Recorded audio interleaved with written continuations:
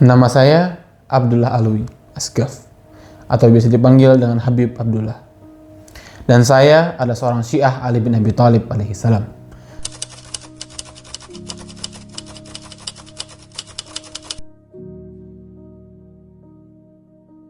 Asyhadu an la ilaha illallah wahdahu la syarikalah wa asyhadu anna Muhammadan abduhu wa rasuluh. Di sini Anda mungkin sudah bertanya, kenapa saya Syiah? Tapi sebelum masuk ke situ, Anda harus tahu dulu apa itu Syiah. Syiah adalah mazhab besar dalam Islam selain Sunni.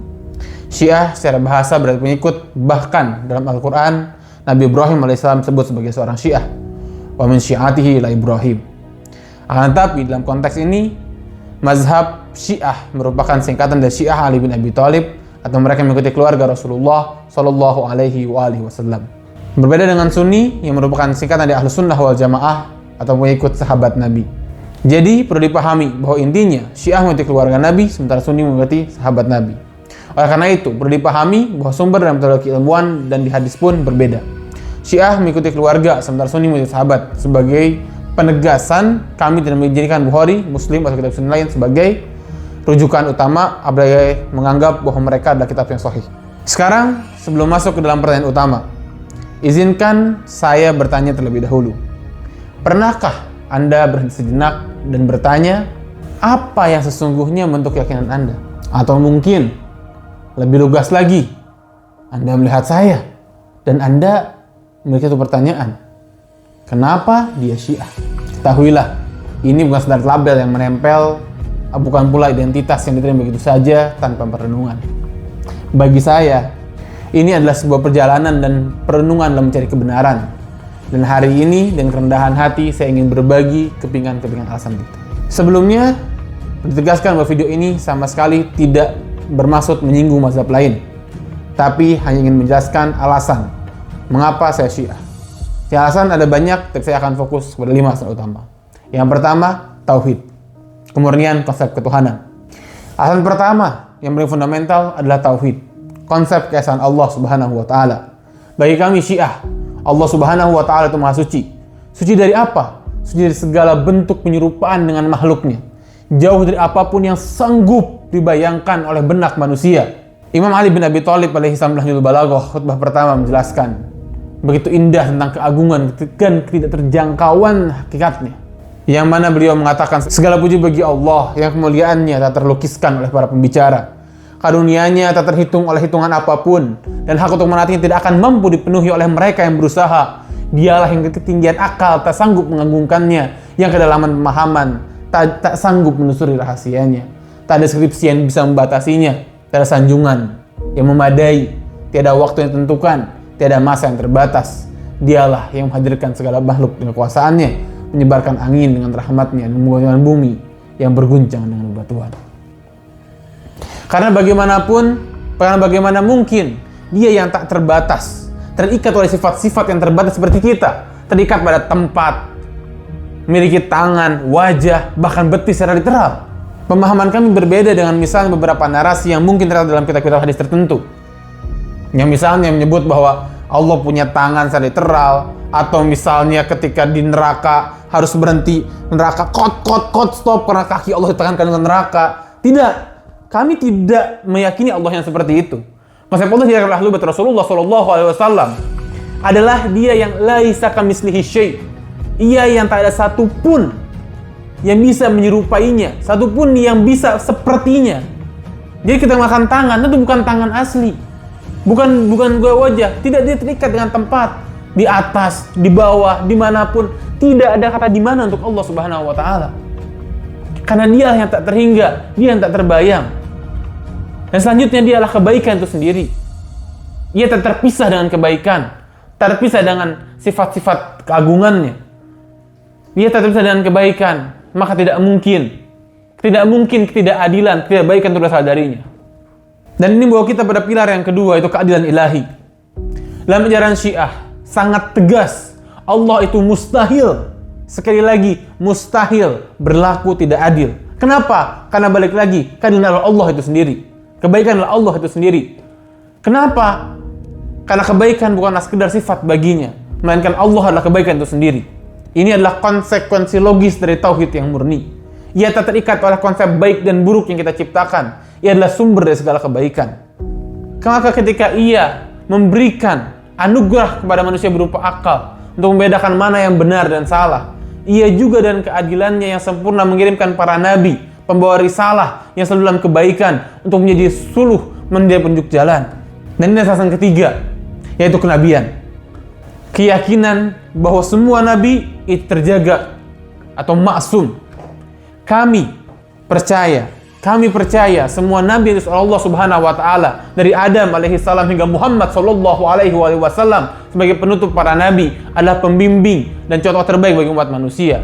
Karena itu, mereka semua maksum dan mustahil melakukan kesalahan, terjaga secara mutlak dari segala bentuk dosa, baik yang kecil maupun besar, sengaja tidak sengaja, sebelum maupun sudah kenabian. Sebagaimana Allah Subhanahu wa taala berfirman tentang hamba-hamba yang terpilih yang tak akan disesatkan oleh iblis, illa ibadika minhumul mukhlasin. Iblis tidak akan mengganggu, menggoda orang-orang yang mukhlasin, orang yang terpilih. Sekali lagi, semua nabi tidak akan membuat kesalahan, terutama sang penghulu Sayyidil Anbiya wal Mursalin Muhammad sallallahu alaihi wasallam. Beliau itu sebagai rahmatan lil alamin, sebagai rahmat itu sendiri. Maka dengan segala hormat, pemahaman kami mungkin berbeda dengan narasi yang ada yang mencerdai kesempurnaan beliau dan juga para nabi lainnya. Seperti katakanlah riwayat yang mengatakan Nabi pernah kena sihir. Nabi yang bermuka masam dan berpaling ketika ada seorang buta yang bertanya.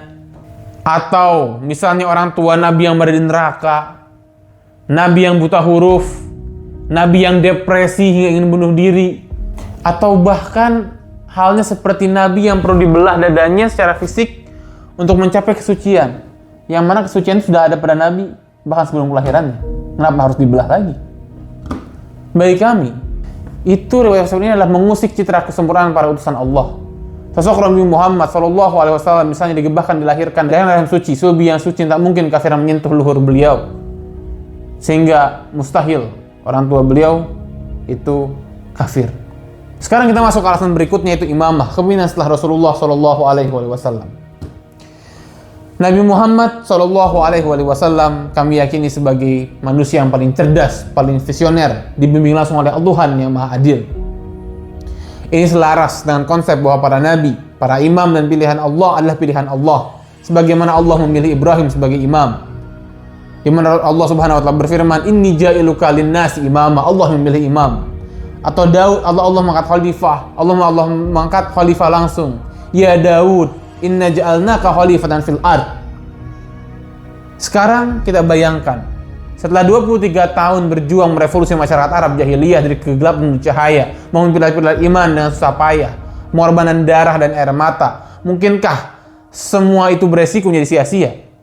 Atau setidaknya tidak optimal jika tidak ada keberlanjutan kepemimpinan yang jelas dan telah ditunjuk oleh Allah Subhanahu wa taala untuk menjaga kebenaran risalah.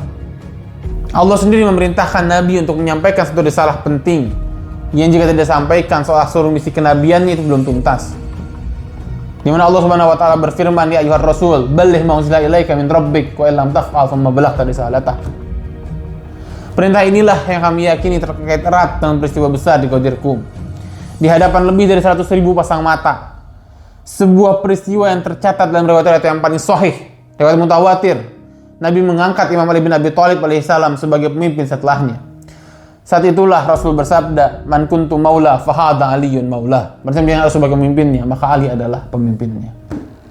Beliau juga bersabda dalam riwayat yang lain, dalam konteks yang lain, beliau juga bersabda bahwa akan ada 12 pemimpin setelahnya. Agama ini tidak akan tegak sampai ada 12 imam, 12 pemimpin, 12 khalifah setelah beliau. Dan kami Syiah Isna Syariah, Syiah 12 imam dengan kebanggaan kesadaran meyakini bahwa kita mengetahui siapa 12 imam dan mengikuti siapa 12 imam itu. 12 imam itu adalah pemimpin yang berasal dari keluarga yang disucikan secara mutlak oleh Allah Subhanahu wa taala, yakni Ahlul Bait Rasulullah sallallahu alaihi wasallam. Sebagaimana firman-Nya dalam ayat Tathir, Allah berfirman, "Inna yuridullahu yuhibbukum rizqa ahlul bait wa yutahhirakum tathira."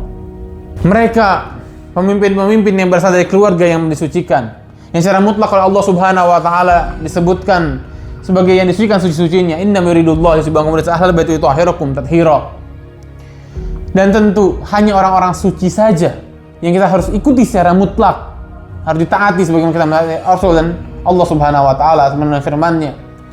Atiullah wa atiur rasulul amri minkum. Ahlul bait yang sama yang dalam hadis lain kita diperintahkan untuk berpegang teguh kepada mereka sebagai pendamping Al-Qur'an. Maka bagi kami ini bukan hanya soal mencintai ahlul bait. Lebih dari itu, kami mengikuti mereka. Menjadikan mereka sebagai barometer kebenaran sejati dalam fikih, akidah, akhlak, panduan kami dalam setiap ajaran Islam. Kecintaan dan mengikuti ahlul bait inilah yang mendorong kami untuk terus memperingati perjalanan hidup perjuangan mereka, agar spirit mereka terus hidup, terus menjadi inspirasi bagi kami. Karbala bukanlah sekedar lembaran sejarah yang menyedihkan. Karbala adalah pelajaran. Karbala adalah inspirasi abadi tentang perjuangan melawan kezaliman, tentang pengorbanan di jalan Allah. Harus kita kenang agar apinya tak akan pernah padam di dada. Dan ini yang menyebabkan hanya orang Syiah lah yang terus membela Palestina. Dan yang terakhir adalah ibadah. Ahlul bait adalah inspirasi. Mereka juga panduan nyata dalam ibadah kepada Allah Subhanahu wa taala. Rasulullah SAW bersabda, "Salatlah kalian sebagaimana melihat aku salat." Maka tentu kami meyakini cara ibadah yang terbaik adalah cara ibadah dari keluarga Nabi sendiri. Karena mereka melihat setiap hari Nabi salat seperti apa mereka melihatnya. Mereka hidup bersama Nabi. Mereka tinggal bersama Nabi. Karena itulah dalam fikih kami ikuti mazhab Ja'fari yang sangat ilmunya bersambung pada Imam Ja'far As-Shadiq alaihi salam. Yang mana Imam Ja'far As-Shadiq alaihi salam adalah guru dari semua mazhab lainnya. Imam Ja'far sendiri yang mengatakan, hadisku adalah hadis ayahku, kakekku hingga kepada Rasulullah sallallahu alaihi wasallam. Dan inilah merupakan jejak yang terang, warisan yang terjaga, dan ilmu yang jelas sanadnya ke siapa. Sebagai penutup, kami juga menjadikan mereka ahlul bait yang suci sebagai wasilah atau perantara dalam doa kami menuju Allah Subhanahu wa taala. Karena Allah sendiri yang memerintahkan kita untuk mencari jalan menuju kepadanya. Wabtaghu ilaikal wasilah. Dan siapa lagi yang lebih pantas dijadikan wasilah selain mereka yang disucikan oleh Allah suci-sucinya, jiwa-jiwa pilihan yang dekat dengan sang pencipta. Dan itulah sebagai alasan sebagian pilar yang membangun keyakinan saya sebagai seorang Syiah, dasar-dasar yang kami pegang. Ini bukan untuk memperdebatkan siapa yang paling benar, sama sekali bukan. Inilah undangan untuk memahami sebuah usaha untuk berbagi perspektif dari hati. Karena pada akhirnya setiap pilihan spiritual adalah unik. Dan inilah jalan yang saya tempuh dengan segala keyakinan dan cinta. Wassalamualaikum warahmatullahi wabarakatuh.